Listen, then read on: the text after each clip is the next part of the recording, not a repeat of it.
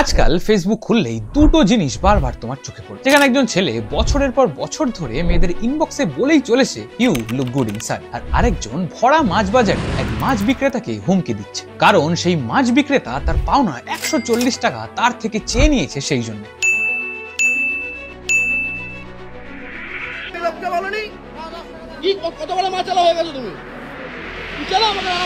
আর এই দুটো বিষয়ে একটা জিনিস খুবই কমন লক্ষ্য করবে তুমি, which is misusing of fame। যেখানে একজন প্রথমে মেয়েদের কমপ্লিমেন্ট দেয়, দেন তাদেরকে সে যে অলরেডি ফেমাস এটা বোঝানোর চেষ্টা করে, দেন বিভিন্ন বাহানায় তাদের হোয়াটসঅ্যাপ নাম্বার চায়। আর অন্যদিকে আরেকজন ফেমের নেশায় এতটাই মত্ত থাকে যে সামান্য 140 টাকার জন্য এক মাছ বিক্রেতাকে যাচ্ছে তাই বলে অপমান করে এবং তার সাথে সাথে তাকে থ্রেটও দেয়। এবং সেই মাছ বিক্রেতা যে পচা মাছ দেয় এটা যেমন চিল্লিয়ে চিল্লিয়ে তার সেই ভিডিওতে বলে, তেমনই সে তার ভিডিওতে সেই দোকানদারকে লিটারালি ধমকি দিচ্ছে। এটাও শুনেছে মাছটা পুরো গন্ধ মাছ দিয়েছে। হ্যাঁ, গন্ধ মাছ দিয়েছে। আর লাস্ট কয়েকদিন ধরে এসব দেখি আমার মাথায় কিছু প্রশ্ন আসে যে কোত্থেকে পাচ্ছে এরা এত সাহস? এরাও তো আরেকজন সাধারণ মানুষই বটে, তাহলে কিভাবে এদের মধ্যে একজন সাধারণ ব্যবসায়ীকে বলছে তোমাকে এখানে বসতেই দেবো না, আমাকে চেনো তুমি? কিংবা কেউ এতটাই অ্যাটেনশন সিকার যে সমস্ত মেয়েদের ডিএমে গিয়ে একটা কথাই বলে চলেছে। আর তাই আজকের ভিডিওতে এটাই আলোচনা করব যে ফেম যেমন কিছু মানুষকে হাম্বেল হতে শেখায়, সেখানে কেউ কেউ ফেমের ডার্ক সাইডের শিকার হয়, যার ফলে এরকমই কিছু মানুষের মধ্যে অহংকার এসে যায়, যেটার প্রমাণ আমরা এর আগেও পেয়েছি। তাই হঠাৎ পাওয়া এই ফেম মানুষকে যে কতটা অহংকারী আর ক্ষমতাশালী বানিয়ে দেয় সেটা জানতে হলে আজকের ভিডিওটা শেষ অবধি দেখো। আর আমার পয়েন্ট হলো you look good in sari, এটা তো আমি আমার মাকেও বলি, আমার পিসিদেরও বলি, এদেরও বলি, ওদেরও বলি, যাকে বলি মাসে বলি, এটা তো একটা ভালো ভদ্র একটা কমেন্ট। এটার মধ্যে অশ্লীলতা কোথায়? সুজনকে বলেও থাকি অন্যায়টা কি করে? আমি তো তাকে বাজে কথা বলিনি, বাজে প্রস্তাব দিইনি, তাকে বাজে কিছু বলিনি, তাহলে এই লাইনটা বলাতে প্রবলেমটা কোথায়? Meet this guy name Riju Biswas, যাকে তোমাদের মধ্যে অনেকেই তার বিভিন্ন বাংলা সিরিয়ালে তার ভালো অ্যাক্টিং এর জন্য চেনে। এই রিজু বিশ্বাস অভিনীত সিরিয়ালগুলোর মধ্যে বউ কথা কও এবং তোমায় আমায় মিলে সিরিয়াল দুটো তার করা অ্যাক্টিংই তাকে সাধারণ মানুষের ভালোবাসা পাইয়ে দিয়েছিল। 2009-10 সালের মতো একটা সময় যখন সেট টপ বক্স আসার কারণে কেবল টিভি অ্যাফোর্ডেবল হয়ে গেছিল, যার ফলস্বরূপ শহর থেকে গ্রামে আস্তে আস্তে প্রায় সব বাড়িতে কালার টিভি এবং সেট টপ বক্সের চল শুরু হলো এবং সেখানে বিভিন্ন পরিচিত বাংলা চ্যানেলে সিনেমার পাশাপাশি ফ্যামিলি সিরিয়ালও স্টার্ট হলো। সেই সময়ের এক জনপ্রিয় সিরিয়াল ছিল বউ কথা কও, সেই সিরিয়ালে লিড রোলে ছিলেন এই রিজু বিশ্বাস। যেখানে আজকাল কোন সিরিয়াল 1 বছরও ঠিক করে চলে না, সেখানে 2009-এর মতো একটা সময়ে প্রায় 4 বছর চলেছিল তার সেই সিরিয়াল। এন্ড গ্রাম থেকে শহরের মানুষ প্রত্যেকদিন সন্ধ্যাবেলায় তাকে তাদের টিভি স্ক্রিনে দেখতে দেখতে তাকে অনেক ভালোবাসাও দিয়েছিল। বাট দুঃখের বিষয় হলো এটাই যে সেই সময় সোশ্যাল মিডিয়ার ক্রেজ আজকের দিনের মতো ছিল, যেখানে আজকাল বাংলা সিরিয়ালের কোন সাইড ক্যারেক্টারদেরও তাদের সোশ্যাল মিডিয়াতে প্রায় কয়েক লাখ ফলোয়ার্স থাকে, সেখানে রিজু বিশ্বাস এত পপুলার সিরিয়ালের লিড রোল হওয়া সত্ত্বেও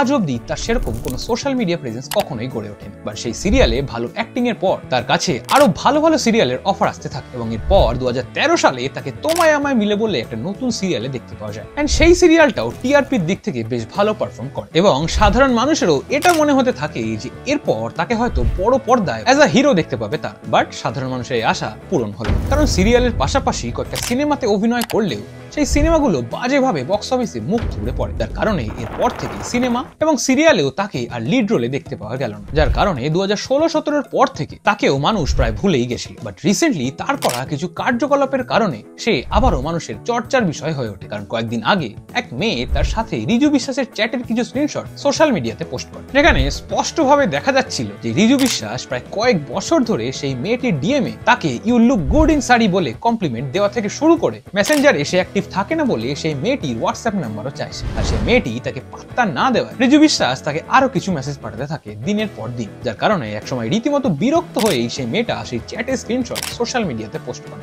আর স্বাভাবিকভাবেই একজন এরকম অভিনেতা মানুষের কাছে যার এতদিন ধরে একটা ইনোসেন্ট এবং গুড বয় ইমেজ ছিল, তার থেকে এসব কীর্তিকলাপ দেখে সাধারণ মানুষও বেশি শেয়ার করতে থাকে সেই পোস্ট, যার ফলে রাতারাতি ভাইরাল হয় সেটা। বাট এর থেকেও আশ্চর্যের বিষয় হলো এই যে সেই পোস্টটা দেখে আরো মেয়ে কমেন্টে জানায় যে তাদের সাথে রিজু বিশ্বাস এরকমটা করেছে। মানে প্রথমে ফ্রেন্ড রিকোয়েস্ট পাঠানো, দেন তাদেরকে বলা যে you look good in sari, then কেউ তাকে চিনতে পারলে তার ফেমকে কাজে লাগিয়ে বন্ধু হওয়া কিংবা তার হোয়াটসঅ্যাপ নাম্বার চাওয়া, অথবা কেউ তাকে চিনতে না পারলে বিভিন্ন বাহানায় তাদের নাম্বার চাওয়া। আর এসবের পরেও তাকে কেউ পাত্তা না দিলে তাকে Laapataa ladies, no reply, very sad. এসব মেসেজ করে। আর সাধারণ মানুষের মাথা তখন গরম হয় যখন এই এক দুজন করতে করতে জানা যায় যে সে কয়েক হাজার মেয়েদের এরকম সেম কথার জালে ফাঁসিয়ে তাদের নাম্বার নেওয়ার চেষ্টা করেছে, এবং তার এই কার্যকলাপ সাধারণ মানুষের সামনে আসতেই তার যেটুকু রেপুটেশন ছিল সেটুকু ধুলোয় মিশে গেল। আর এই ঘটনার পর যখন তাকে বিভিন্ন নিউজ চ্যানেল থেকে তার এই ব্যাপারে জিজ্ঞাসাবাদ করা হয়, তখন সে জানায় যে সে তার বাড়ির লোককেও সে এরকমই বলে যে you look good in sari, কিংবা সে যে এত মেয়েকে মেসেজ করেছে সেটা ঠিক, বাট সেই মেসেজে যেমন সে কোনো বাজে মন্তব্য করেনি, তেমনি এই মেসেজ করার পেছনে তার কোনো খারাপ উদ্দেশ্যও ছিল না। আর তার এই স্টেটমেন্টটা সবার সামনে আসার পর তার এই কথাকে অনেকে সাপোর্টও করেছে। এখানে অনেক মেয়ে তার সাথে কাজ করার সময় হওয়া তাদের ভালো অভিজ্ঞতার কথাও শেয়ার করেছে। দেখো, এটা তো আমরা সবাই জানি যে মেয়েদের শাড়ি পরলে অসম্ভব সুন্দর লাগে, বাট তাই বলে সেটাকে ইউজ করে প্রথমে কমপ্লিমেন্ট দেওয়া, নিজের ফেমকে কাজে লাগিয়ে বিভিন্ন কথার মাধ্যমে তাদের হোয়াটসঅ্যাপ নাম্বার চাওয়াটা কি ঠিক? আর সেটাও একজন দুজন নয়, বরং কয়েক হাজার মেয়ে। যেখানে রিজু বিশ্বাস তার বিভিন্ন চ্যাটে এটাও ক্লেম করেছে যে সে বেশি মেসেঞ্জারে অ্যাক্টিভ থাকে না, তাই তার হোয়াটসঅ্যাপ নাম্বারটা দরকার। যেখানে সে সারাদিন ফেসবুকে মেয়েদের মেসেজ করেই যাচ্ছে, কিংবা কেউ একবার রিপ্লাই না দিলে তাকে আবার ফলো আপ মেসেজও পাঠাচ্ছে, এদিকে সেই নাকি মেসেঞ্জারে অ্যাক্টিভই থাকে না। একবার ডিপলি চিন্তা করো তো, এটা কি মানা যায়? আসলে আমার মতে এটা তার অ্যাটেনশন সিকিং এর প্রবলেমের জন্য হচ্ছে। কারণ এত বছর ধরে মানুষের ভালোবাসা পাওয়ার পর লাস্ট কয়েক বছরে সে যেভাবে উধাও হয়ে গেছে, সেই কারণে ফেম এবং মানুষের ভালোবাসা দুটোই কমেছে তার জীবনে, যার ফলস্বরূপ তার এই সমস্ত ডেসপারেট চ্যাট দেখলে এটাই মনে হয় সে মানসিক অবসাদে ভুগছে এবং হি নিডস অ্যাটেনশন। যারা প্রোডিউসার আমি কাজ করেছি, যারা চ্যানেল আমি আবার কাজ করব, সবাইকে বলেওছি আমি কাজ করতে চাই, আমাকে কাজ দাও, কেননা এখন প্রচন্ডভাবে ফাইন্যান্সিয়াল একটা প্রবলেমের মধ্যে আছি, যেটা সত্যি সেটা সত্যি। আর যদি সত্যিই এরকমটা হয় তাহলে আমি বলবো আবার আগের মতো ভালো কাজ করো, দেখবে তোমাকে আর মেয়েদের পেছনে দৌড়াতে হচ্ছে, উল্টে মেয়েরাই তোমার ডিএমএ পড়ে থাকবে। বলছি দাদা, এই সমস্ত হোয়াটসঅ্যাপ নেওয়ার এই চিপ ট্রিক 2016-তে চলতো, এখন আর এসব চলে। আজকের দিনে দাঁড়িয়ে এসব বললে মেয়েরা তো ক্রিপ বলবে। এখন রিজু বিশ্বাসের করা এই সমস্ত কীর্তিকলাপ নিয়ে তোমার কি মতামত সেটা কমেন্ট বক্সে জানি। আর যখন ফেমের মিসইউজ নিয়ে কথা বলছি, তখন আরেকজনের কথাও না বললেই না। মিট দিস গাই নেম শুভজ, যাকে তোমরা ফুডি গ্রেট নামেও চেনো, যে ইউটিউবে কিছু বছর ফুড ব্লগিং এর নামে কখনো রানু মণ্ডলের বাড়ি গিয়ে বিরিয়ানি খেয়ে সেখানে ঝামেলা পাকানো, দেন রানু মণ্ডল ট্রেন্ড থেকে সরে যাওয়ার পর সেই সময়ের ভাইরাল নন্দিনী দিদির দোকানে গিয়েও সেখানেও তাকে খেতে না দেওয়ায় সেই দোকান নিয়ে কন্ট্রোভার্সি করে, যার ফলে বেশ কিছু ভিউজ আর সাবস্ক্রাইবার্সও পাইছে। এসব ছাড়া সে সবচেয়ে বেশি লাইমলাইটে আসে শ্রাদ্ধ বাড়ি ফুড ব্লগ করার কারণে। আজকে আমরা যাচ্ছি এমন একটা জায়গায়, তোমরা টাইটেল থাম্বনেল থেকে বুঝে গেছো, শ্রাদ্ধ বাড়ি। মাছগুলো এত সুন্দর আর এত বড় বড়, দারুণ দারুণ, আহা। আবার এটা দিয়ে গেছে, তাই তো? যার কারণে এর আগে তার সাথে ঋত্বিক অধিকারীর কন্ট্রোভার্সি হয়। একে নিয়ে চ্যানেলে অনেক ভিডিও বানিয়েছে, তাই সেগুলো দেখলে তার জার্নিটা বুঝতে পারে। বাট এত বছর ধরে এত কিছু করার পর বর্তমানে তার বাড়িতে সারাদিনে তার মা কি রান্না করে এবং সেটাই তারা খায়, সেই ভিডিও বানিয়ে আজ 1 মিলিয়ন ফলোয়ার্স ওয়ালা একজন ডেইলি ব্লগার হয়েছে সে। বাট রিসেন্টলি সে তার এক ভ্লগে এক মাছ বিক্রেতাকে রীতিমতো ধমকি দিতে শোনা যায়, কারণ সেই মাছ বিক্রেতা কেন তার পাওনা 140 টাকা তার থেকে চেয়েছে সেই কারণ। সেই জন্য সে তাকে বাজারে বসতে দেবে না এবং তার মাছ পচা সেটাও চিল্লিয়ে চিল্লিয়ে তার সেই ভিডিও লোককে বলনি কি কত বড় মাছ চালা হয়ে গেছো তুমি? তুই চলো আমাকে রান্নাঘাটে। দিনের মাছটা পুরো গন্ধ মাছ দিয়েছে। হ্যাঁ, গন্ধ মাছ দিয়েছে। আর চিনেরা কোনে নাকে নেবেন না এনার কাছ থেকে মাছ কেউ, রান্নাঘাটবাসী।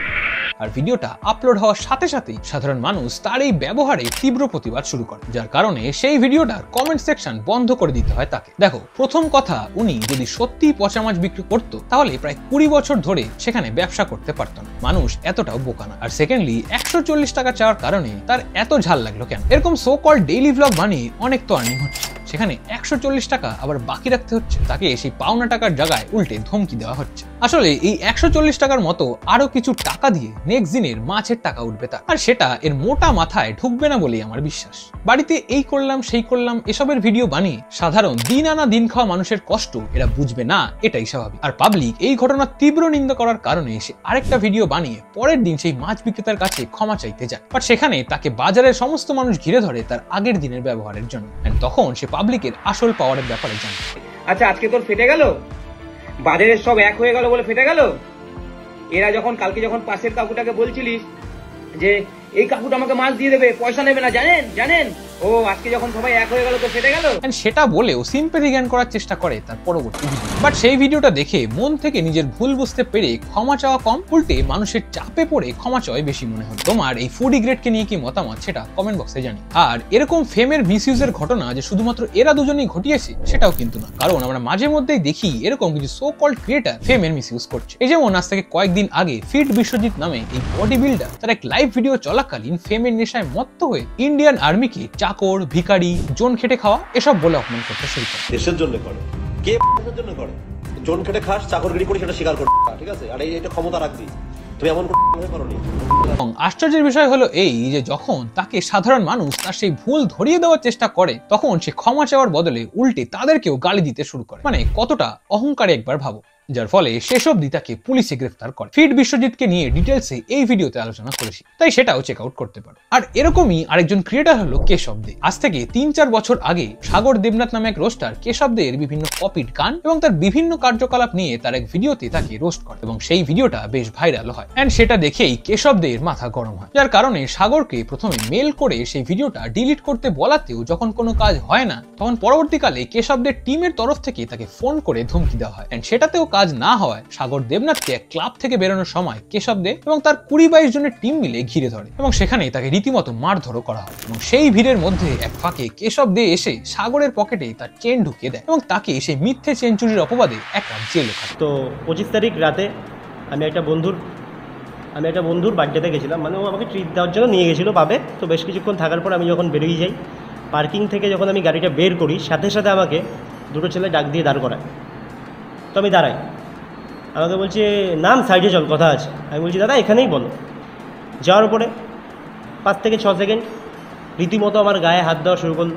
বাট আনফরচুনেটলি সবকিছু একটা সিসিটিভি ফুটেজে রেকর্ড হয়ে যায়। এন্ড সেই ফুটেজটা সবার সামনে আসতেই কেশব দের আসল রূপ বেরিয়ে পড়ে সবার সামনে। এন্ড এরপর তাকে সবার সামনে ক্ষমা চাইতেও দেখা যায়। এই বিষয়ে চ্যানেলে ডিটেলসে আরো ভিডিও বানিয়েছি, তাই সেগুলো চেক আউট করতে পারো। আর এই ফেমের মিসইউজ করার আরেক বিশিষ্ট উদাহরণ হলো বিশ্ববিখ্যাত ফোনপে পরোটা। কারণ কয়েক মাস আগে সে পাটুলিতে এসে ফেমের নেশায় এতটাই মত্ত হয়ে ওঠে যে পাটুলি সাধারণ ব্যবসায়ীদের যাচ্ছে তাই বলতে শুরু করে। এবং সেই ঘটনার পরে তাকে যখন পাটুলির ব্যবসায়ীরা ঘেরাও করে, তখন সে ক্ষমা চায় তাদের কাছ থেকে। এবং এরা ছাড়াও আরো অনেক এরকম উদাহরণ রয়েছে যেখানে ফেমের মিসইউজ করা হয়েছে। সেই লিস্টটা অনেকটাই লম্বা, সেটা বলতে গেলে ভিডিওটা আরো লম্বা হয়ে যাবে। আর আমার মতে যে সো কল্ড ক্রিয়েটাররা হঠাৎ করে ফেম পায়, তাদের মধ্যেই এই ব্যাপারটা বেশি লক্ষ্য করা যায়। কারণ তুমি দেখবে যে সকল ক্রিয়েটার বছরের পর বছর ধরে ধীরে ধীরে খেটে এবং দিনরাত পরিশ্রম করার পর ফেম এবং দর্শকের ভালোবাসা পায়, তারা যথেষ্ট হাম্বেল হয়। বাট কথায় আছে যে অহংকার তাদের মধ্যেই আসে যারা হঠাৎ করে এমন কিছু পেয়ে যায় যেটা তারা কখনোই ডিজার্ভ করতো না। যেমন এই সমস্ত সো কল্ড ডেইলি ব্লগার বা ক্রিঞ্জ ক্রিয়েটাররা রাতারাতি এত ফেম পাওয়ার কারণেই তাদের মধ্যে অহংকার আসে এবং তারাই তাদের এই রাতারাতি বা অল্প সময় পাওয়া এই ফেমের মিসইউজ করে। তাই এরকম কিছু ক্রিয়েটারকে তোমার আইডল বানানোর আগে বা তার অন্ধভক্ত হওয়ার আগে একটু যাচাই করে নাও যে মানুষটা আদৌ সেটা যোগ্য কিনা। নইলে যত মাথায় নিয়ে নাচবে ততই এদের অহংকার আর ধমকির পরিমাণও বাড়বে। আর কিছুদিন পরপরই এরকম কিছু ঘটনা তোমাদের সামনে আসবে, just like some politicians. With that being shed, তোমার এই সমস্ত ক্রিয়েটারদের ফেমের মিসইউজ করা নিয়ে কি মতামত সেটা কমেন্ট বক্সে জানিও। এন্ড আজকের ভিডিওটা ভালো লাগলে ভিডিওটা লাইক শেয়ার করার পাশাপাশি আমার দুটো চ্যানেলই সাবস্ক্রাইব করে দিই। আর হ্যাঁ, এখন থেকে নতুন থাম্বনেইলের কারণে ভিউয়ার্সের সংখ্যা অনেক কমেছে। বাট তোমার মতে আমার এই থাম্বনেইল চেঞ্জ করাটা কি উচিত, নাকি আমার পুরোনো থাম্বনেইল ইউজ করলেই তোমাদের আমার ভিডিও রেকগনাইজ করতে বেশি সুবিধা হয়, সেটা কমেন্ট বক্সে জানিও। তাহলে আমার অনেক হেল্প হবে। এছাড়াও আমাকে ইনস্টা আর ফেসবুকেও ফলো করে দিও, কারণ ওখানেও খুব শীঘ্রই অনেক ইন্টারেস্টিং ভিডিও আসতে চলেছে। আর এখন যদি তুমি বাংলার কিছু রোস্টারদের ডার্ক রিয়েলিটি সম্বন্ধে জানতে চাও, তাহলে এই ভিডিওটা ক্লিক করে চলে আসো। তোমার সাথে আমার দেখা হবে ওখানে। টাটা।